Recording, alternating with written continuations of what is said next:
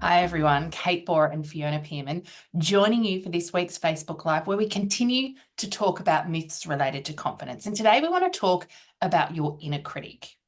Now, there is this myth that your inner critic is bad, it's something you need to control, you need to get rid of, and that if you didn't have this inner critic, this inner voice, that you'd be okay, that you'd have the confidence that you think you need in order to take that action, make that decision. And that without the inner critic, we'd somehow be fearless. And we have done tons of work in this space. In fact, it's conversations that we're having with clients every day, and it's simply not the truth.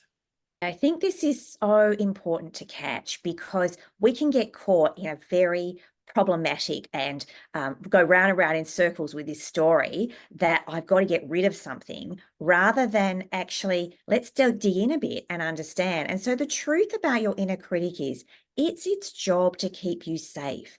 It wants to look after you. It wants to avoid something bad happening. It knows that if you're going to try new things or if you do something and you feel a bit doubtful, if you feel a bit concerned about it, it's like jumps in. It just doesn't want you to make that mistake. And I guess, it's trying to protect you from looking stupid or something going wrong. And it's like an old friend, really, an old friend who's really acting from outdated data from, a time before, they knew you back when, maybe in high school, and they knew what you were capable of there and what you were fearful of. And, they want to stop bad things happening to you. So they step in. The trouble is that you've grown and you've changed and you're actually more capable now. And, it's time to reevaluate the operating system and where you're coming from.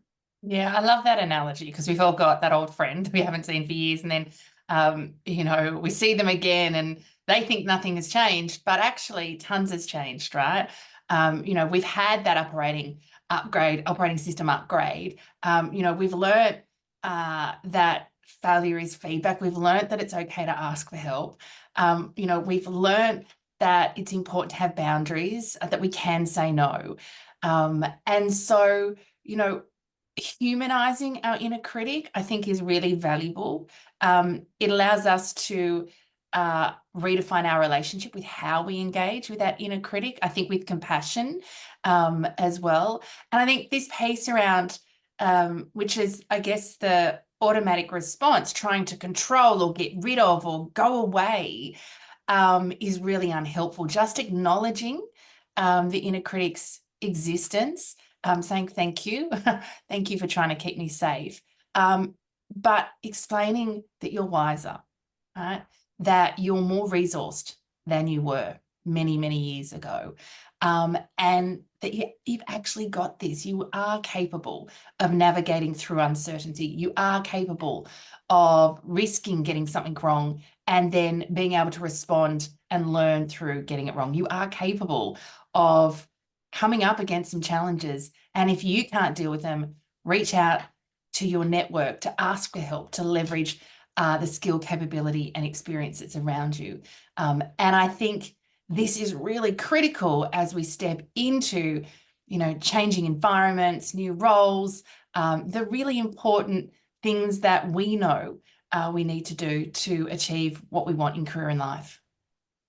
Yeah, I think this ability to sit with, and at first it's going to feel uncomfortable, right? Because the inner critic comes up and it wants us to do things in a certain way and behave in a certain way. And so there's going to be this sort of internal dialogue going on. And it might sound a little bit strange to engage with it, but that's what we've seen time and time again. When we're willing to settle it down, to acknowledge that, yes, it's there. It's there. Thanks. You're there to protect me. And I know, and I've seen that. And I'm willing to take this action, even though I get there's a risk. I get that you feel there's a risk. I'm willing to do that now because it's in service of where I am in my leadership journey, in the way in which I want to engage in the world, in the way in which I want to engage with other people. And I think the ability to, we often say, right size your inner critic or bring it into it's the kind of the modern or the current situation is really helpful, because then you're far more likely to take that act of confidence, even if you're not feeling it, and demonstrate to the inner critic that actually it's okay, that you'll be okay, even if things don't turn out perfectly. And in fact, sometimes when things turn out perfectly, you'll learn so much from that, it's worth it. Okay, we're going to leave it there. Thank you for joining us for today's Facebook Live. If you know someone who would benefit from today's confidence conversation, please share this with them. If you'd like to find out more about our work, or if you'd like to listen to more around the confidence myths, head to our Facebook page or our YouTube channel. And of course, when you're ready to go deeper with your relationship with core confidence, visit our website, coreconfidence.com.au.